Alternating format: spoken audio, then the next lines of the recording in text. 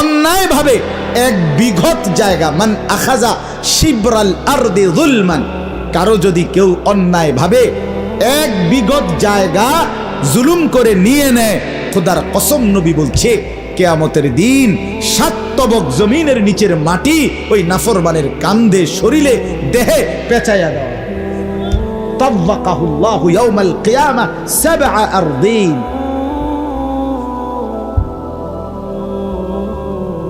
খামখেয়ালি, এর মধ্যেই আমাদের জীবনের নিরাপত্তা, সৌন্দর্য।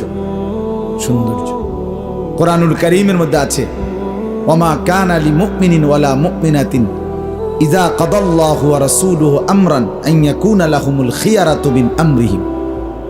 কোরআনের স্পষ্ট আয়াত, কোন মুমিন পুরুষ এবং নারীর জন্য আল্লাহ এবং তার রাসূল কোনো সিদ্ধান্ত দেওয়ার পরে তাদের নিজেদের কোনো মতামত পেশ করার কোনোই অধিকার নেই, কোনো অধিকার নেই। ওয়ামান ইয়াসিল্লাহা ওয়া রাসূলাহু ফাকাদ দাল্লা দালালাম মুবিনা।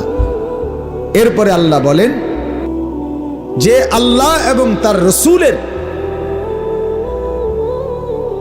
অবাধ্যাচরণ করে, ওয়ামান ইয়াসিল্লাহা ওয়া রাসূলা, আল্লাহ বলেন যে আল্লাহ এবং তার রাসূলের বিরুদ্ধাচরণ করবে, ফাকাদ দাল্লা দালালাম মুবিনা, সে সুস্পষ্ট গোমরাহ পথভ্রষ্টতায় নিপতিত হবে, সে পথহারা। আর যে পথহারা সে জাহান্নামী। সে কি বলেন না কেন, যে পথ হারিয়ে ফেললো, যে পথভ্রষ্ট হলো, তার ঠিকানা কোথায়? 3 ব্যক্তির ঠিকানা জাহান্নামে। মানুষের জাহান্নামে যাওয়ার কারণ 3টি বড়। আমার শায়েখ আল্লামা মুফতি মুশতাকুন নবী বলছেন, দামাত বারাকাতুহুল আলী, 3 কারণে অধিকাংশ মানুষ জাহান্নামী হবে। 1, গাফলতের কারণে, খামখেয়ালি, নামাজ পড়তাম না, কি লেগে ভাল লাগে না, না বুঝিয়ে না, কেরুম জানি লাগে, কেরুম লাগে না, হেও কইতারি না, কেরুম লাগে। তোরে টাঙ্গাইয়া ফেডন দরকার বেটা, তোর রোদের মধ্যে ফেডন দরকার, তোর তো কেরুম লাগে বেটা, বেওকুফ। তুই কি ফেলাস্টিক বেটা, কথা কইলা এটা মানে গাফেল আর কি, খামখেয়ালি। মনে হয়েছে হাঁটে, নিজে হাসে, মোবাইল টিপতে আছে, বেডির নাচ দেখতে আছে তো দেখতে আছে, আড্ডা দিছে, 3টা বাজে বাড়িছে, রাতের বাজে 12টা, আড্ডাই দিতে আছে, যেখানে মুতে ধরছে এখানে মুতে দিতে আছে, মানে কোনো পশ্চিম নাই। আমার অসংখ্য ছেলে পেলেরে দেখলে আমার কাছে মনে হয়, আরে তে তো প্রতিবন্ধী না রে, আসলে তার সিরা না, তার তো ভালো ডাক্তার দেখানো দরকার, মানসিক ডাক্তার তার খুব দেখানো দরকার। তার তো কোনো নিজের চুল নিজে বড় করে আবার নিজেই ফিরায়, তো তুমি এটারে সামনে বাড়াইয়া রাখলা, আবার তুমি এটারে পিছা ফিরাও কা? বেকুব কি এরকম হয়? এত বেকুব কি আর বাজারে ওঠে? পাগল। ছি। আপনি বলেন, একটা মূর্খতার তো সীমা আছে।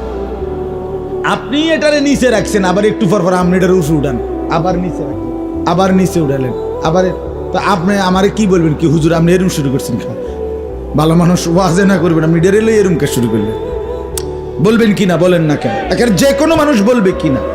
আরো কেউ যদি আরো মারাত্মক হয়, কব কি রে হুজুর এটা কি পাগল নিগন, তো এরম করে কা? বলবে না? তো তুমি কি পাগল নাকি? তুমি চুলিডির এরম করো কা? তুমি এমন করো কেন বেটা? নিজেই হাসে, নিজেই কাঁদে, নিজের চুল নিজেই টানে, নিজের মোবাইল দিয়ে নিজেই ছবি তোলে। গাফেল। অর্থাৎ কে আমি, পরিচয় কি, কোত্থেকে আসলাম, কে আমাকে পাঠাইলো, কেন আসলাম, করছি কি, কিচ্ছু জানে না। আফাহাসিবিতুম আন্নামা খালাকনাকুম আবাসা ওয়া আন্নাকুম ইলাইনা লা তুরজাউন। রব্বুল আলামিন বলে, বান্দা এই কি ভেবেছো তুমি আমি আল্লাহ বুঝি তোমাকে অনর্থক বানিয়েছি? কেমনে রে ভাবলা বান্দা এটা?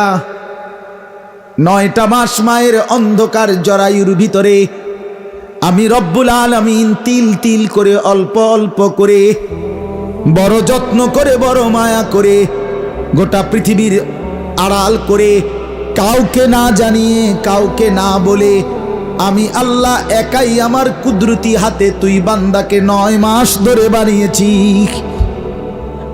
তুই জানো কি বান্দা, আমি যদি বলতাম কুন তাইলেই তো হয়ে যায়, আমি যদি বলি হও তাইলে তো পলকের মধ্যেই হয়ে যায়, হয় কিনা বলেন? যে আমি এক পলকে বানাইতে পারি সেই আমি 9 মাস ধরে কি করলাম? আমি তোকে সাজাইলাম, আমি তোকে যত্ন করে সাজিয়ে বান্দা এতটা মন মতো করে সাজিয়েছি। ওয়ালাকাদ খালাকনাকুম সুম্মা সাওয়ারনাকুম, আল্লাহ বলে বান্দা আমি তোমাদেরকে বানিয়েছি, অতঃপর আমি তোমাদেরকে সাজিয়েছি, বানাইছিও আমি, সাজাইছিও আমি। এখানে নাক আমি লাগিয়েছি, এখানে কান আমি লাগিয়েছি, এখানে 2 চোখ আমি লাগিয়েছি। তুই বান্দা তোর মাকে বলে দেখ, মা আপনার পেটে যখন আমি ছিলাম 6 মাস বয়সে, মায়ের পেটে আপনাকে আল্লাহ কোনোদিন জিজ্ঞেস করেছিল নি মা আজ তোর সন্তানের নাক লাগাবো রে মা, বল তুই তোর ছেলের নাক কোনখানে লাগাবো? কেউ কি জিজ্ঞেস করেছিনি? আল্লাহ বলে না, কায়নাতের কিচ্ছুকে আমি জিজ্ঞাসা করি নাই, আমি আল্লাহ নিজের হাতেই সাজিয়েছি। এত যত্নে গড়া বান্দা আমার, এত নিখুঁত যত্নে সাজানো বান্দা আমার। আমি বুঝি তোমারে শুধু মোবাইল টিপতা, আমি বুঝি তোমারে শুধু নারীর পিছনে ঘুরতা, আমি শুধু তোমারে বন বিড়ি সিগারেট খাইতা, এটুকুর জন্যই শুধু বানাইছি। আফাহাসিবিতুম আন্নামা খালাকনাকুম আবাসা ওয়া আন্নাকুম ইলাইনা লা তুরজাউন। আল্লাহ বলেন এরপরে বান্দা তুমি কি এই ভেবেছো আমি রব্বুল আলামিনের কাছে তুমি ফেরত আসবা না? যেই তামসা করতে আসো মনে তো হয় কোথাও যাইতে হবে না। এত বাটপারি এত সিটারি বুঝি মানুষে করে, এত নারী বুঝি মানুষে দেখে, এত উলঙ্গ ছবি বুঝি মুসলমানের বাচ্চা দেখে, এত লম্বা 365 দিনে খোদার 1 বছর, একটা দিনও তুমি ফজরের নামাজ কোনোদিনও পড়লা না যুবক। কি ভেবেছো তুমি কোথাও যেতে হবে না? তুমি আল্লাহ থেকে ছুটে গেলা, তোমারে আর কেউ ধরবে না নাকি? কি ভেবেছ? মাকে বলো মা, বোনকে বলো বোন, আজকে 10 বছর ধরে প্রতিদিন বেপর্দা, কোনোদিন তুমি পর্দা করো না। আরে বেপর্দা বোন, কি ভেবেছ তোমাকে কেউ ধরবে না? তুমি কারো কাছে ফিরতে হবে না, আল্লাহর কাছে যেতে হবে কিনা? বলেন না কেন? যেতে হবে কিনা? তো আল্লাহ বলছে, আরে বান্দা কি মনে করছো? ওমা রব্বুকা বিগাফিলিন আম্মা তা'মালুন। আল্লাহ বলে বান্দা তোমরা যা করছো একটা কাজের ব্যাপারেও আমি আল্লাহকে গাফিল ভেবো না। আমি জানি, আমি দেখি, আমি খবর রাখি, আমি হিসাব রাখি। ওয়ালা তাহসাবান্নাল্লাহা গাফিলান আম্মা ইয়ামালুজ জালিমুন। আল্লাহ বলে জালেম নাফরমান রাতে কিংবা দিনে, আলোতে কিংবা অন্ধকারে, একাকী কিংবা প্রকাশ্যে, ঘরে কিংবা বাজারে, দোকানে কিংবা ব্যবসাতে, চাকরিতে কিংবা অফিসে, যেখানে যত জুলুম করছো নাফরমানি করছো, আমি আল্লাহকে 1 সেকেন্ডের জন্য গাফেল ভেবো না। আমি আছি, আমি দেখি। আলাম ইয়ালাম বিআন্নাল্লাহ ইয়ারা। আল্লাহ বলে বান্দা জানো কি, আমি কিন্তু সারাক্ষণ তোমাকে দেখি।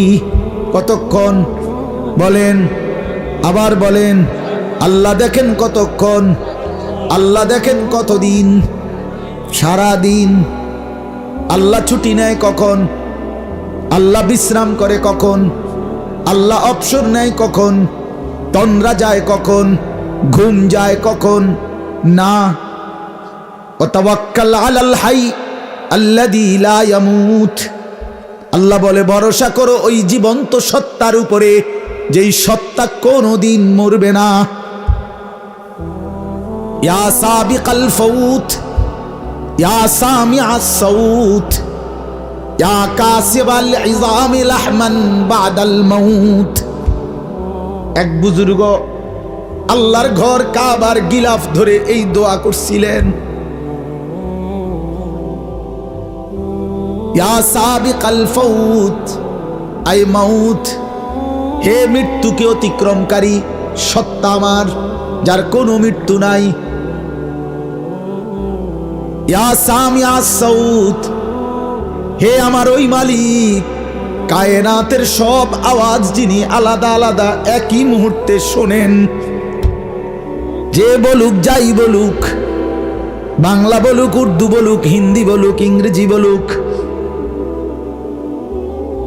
সবার শব্দ, সবার আওয়াজ যিনি শুনতে পান। ইয়া কাসিয়াল ইযামি লাহমান বাদাল মাউত, হে মৃত্যুর পরে মাটিতে বিলীন হয়ে যাওয়া, হাড্ডি চামড়া একেবারে নিঃশেষ হয়ে যাওয়া দেহকে পুনরায় গোশত হাড্ডি রক্ত দিয়ে সাজিয়ে আবার পুনর্গঠন করবেন হাসরের ময়দানের জন্য। যেই সত্তা আমার, সেই মালিক আপনাকে ডাকছি। কিতাবে আমরা পড়ছি, সাইদুল খাতের কিতাবে, এক বুজুর্গের এই দোয়াইটা শুই না আরেক বুজুর্গ আল্লাহর ওলি পাগল হয়ে গেছে, বলছে কইলো কি রে না, আরে সে আল্লাহরে ডাকলো কি রে, কি শব্দের। পরে বলছে আপনি আমার এটা লিখে দেন। পরে উনি এটা লিখে নিস, ইয়া সাবিকাল ফাউত, ইয়া সামিআস সাউত, ইয়া কাসিয়াল ইযামি লাহমান বাদাল মাউত। সুবহানাল্লাহ। আল্লাহকে গাফিল ভেবো না। আল্লাযী ইয়ারাকা হিনা তাকুম ওয়া তাকাল্লুবাকা ফিস সাজিদিন। আল্লাহ বলে, বন্ধু আপনি যখন দাঁড়িয়ে থাকেন, আপনি যখন নামাজের জন্য দাঁড়ান, আমি সরাসরি আপনাকে দেখি। ওয়া তাকাল্লুবাকা ফিস সাজিদিন, আপনি যখন আমার নামাজি বান্দাদের সাথে রুকু সেজদার জন্য উঠা বসা করেন, আমি বন্ধু তখনও আপনাকে সরাসরি দেখি। গুনার আড্ডায়ও দেখি, সেজদার মধ্যেও দেখি, মদের আড্ডায় যুবক তোকেও দেখি, তাহাজ্জুদের সেজদায় যুবক তোকেও দেখি। দেখে কিনা বলেন? হ্যাঁ, এক এক ছেলের চেহারা সুরে দেখলে বেটা কড়ি মুড়ি ভিতরে ঢুকিয়ে গেছে তোমাকে, মানুষের বেডি চাইতে চাইতে, অসভ্য ছবি দেখতে দেখতে বেটা হাইওয়ান চেহারা সুরত জানোয়ারের মতো হয়ে গেছে বেটা। দেখ বেটা, তুই বেটা মানুষের বাচ্চার আকৃতি নাই, নর্তকীর ছবি দেখতে দেখতে, নারীর দৃশ্য দেখতে দেখতে, উলঙ্গ নাচ দেখতে দেখতে, জিনা ব্যভিচারের দৃশ্য দেখতে দেখতে, এই অসভ্য অভ্যাস যাদের, রাত জেগে দিন জেগে মোবাইলের যারা নারীর ছবি আর নর্তকীর নাচ দেখে, ওই অপদার্থদের চেহারা দেখেন, চেহারার মধ্যে কোনো রস কষ, দয়া মায়া, মানবতা ভদ্রতা বলতে কিচ্ছু নাই। দেখেননি সে কই সাফা কই জানবে। হ্যাঁ, অভিভাবকরা ঘুমায়, অভিভাবকরা ঘুমায়। অভিভাবক হেতের বেড়ার স্বপ্ন একটাই, তে নামাজ রোজা আল্লাহ খোদাইটি বাদ দে, তারে জিঙ্গা বিদের যাবনি টেয়ার দরকার। কথা বোঝেন নাই? তার কি দরকার? 18 বছরের একটা ছেলে এক বাফের যেন এটিএম বুথ বুঝেননি, জিডি দিয়ে টিপ দিলে টেহা বাইরে হয়, টাকার মেশিন। হ্যাঁ, এবার বুঝছে এটা কি আমার একটা কি এটিএম বুথ। এতে নামাজ রোজা ইমান আমল আখেরাত পরকাল তো বাদ দিয়ে চাইতাম না, বিদেশ যাবি নি হেডা টেয়ার দরকার। তো চাষায় জমি বেচবো নিতে আসি, কোন সময় জমি ছেড়ে দেয় টেয়া নাম মিল না রাখলে, শুনছি হেন্দে 10 শতক বেচা লাগবে তো জেডা টাকা কি রাখতেইব, রেডি রাখতেইব। আস্তাগফিরুল্লাহ। আল্লাহ আমাদেরকে মাফ করে দেন। আমার বাপ, আমার ভাই, আমি মূলত কথাই শুরু করছিলাম। প্রিয় নবী সাল্লাল্লাহু আলাইহি ওয়াসাল্লাম 2 মাস টানা রমজানের জন্য দোয়া করতেন। মনে আছে নি কথাটা? অতএব রমজানকে চাওয়া, রমজানের জন্য কামনা করা, রমজানের জন্য দিল থেকে দোয়া করা, এটা একটা আমল, এটা একটা রাসূলুল্লাহ সাল্লাল্লাহু আলাইহি সাল্লামের অনুসরণ। ঠিক কিনা বল?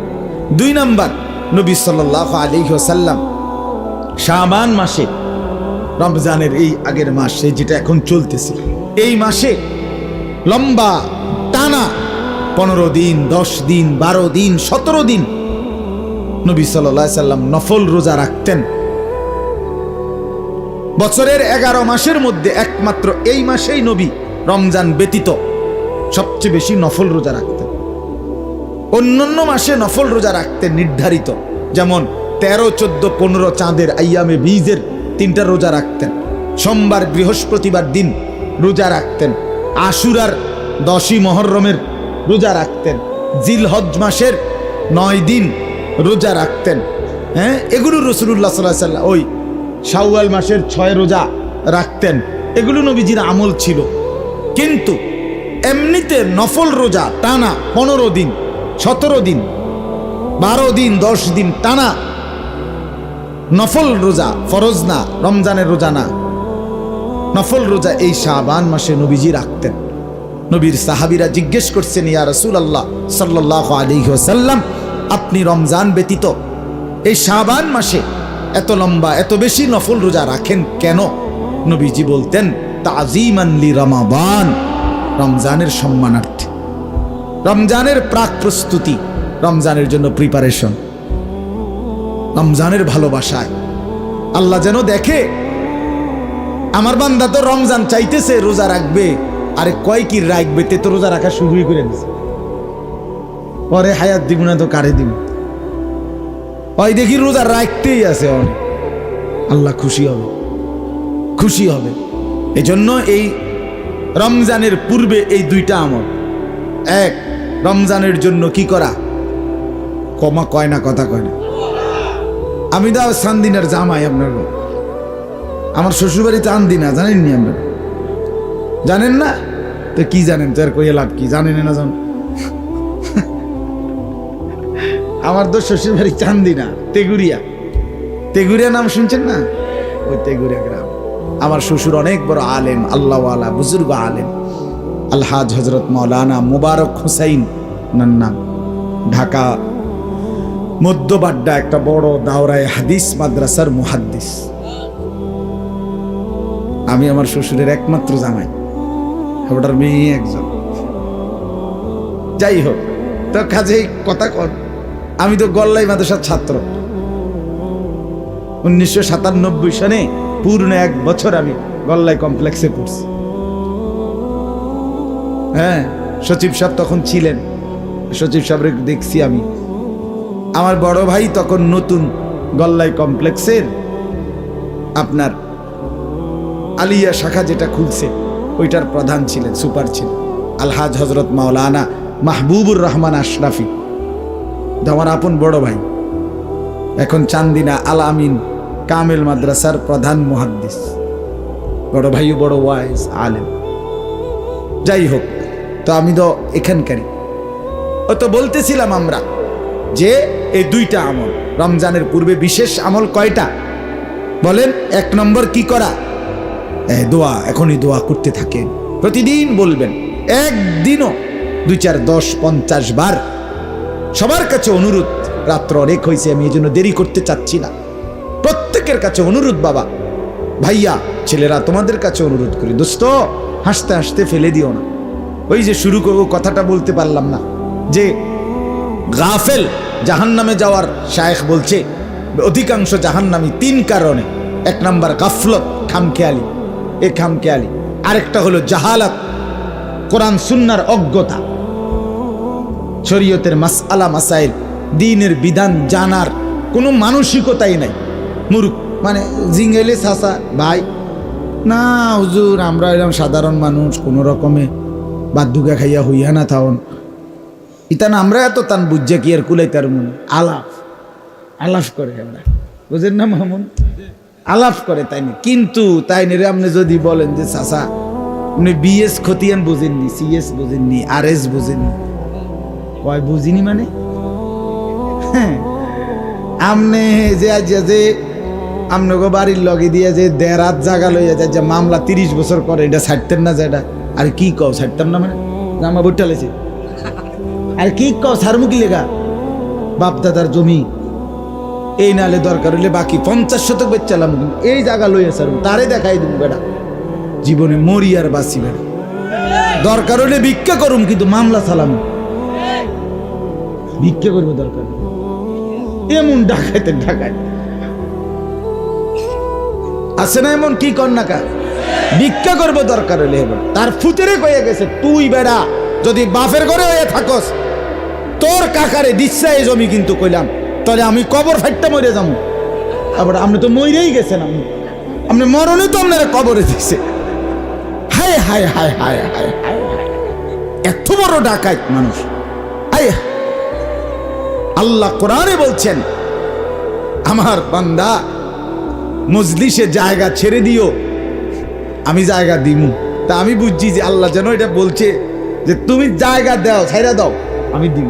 আর রাসূলুল্লাহ হাদিসে বলছে অন্যায় ভাবে 1 বিঘত জায়গা, মান আখাযা শিবরাল আরদি যুলমান, কারো যদি কেউ অন্যায় ভাবে 1 বিঘত জায়গা জুলুম করে নিয়ে নেয়, খোদার কসম নবী বলছে কিয়ামতের দিন 7 তবক জমিনের নিচের মাটি ওই নাফরমানের কান্দে শরীরে দেহে পেঁচায়া দেয়। তাওয়াকাহুল্লাহু ইয়াউমাল কিয়ামাহ 7 আরদিন।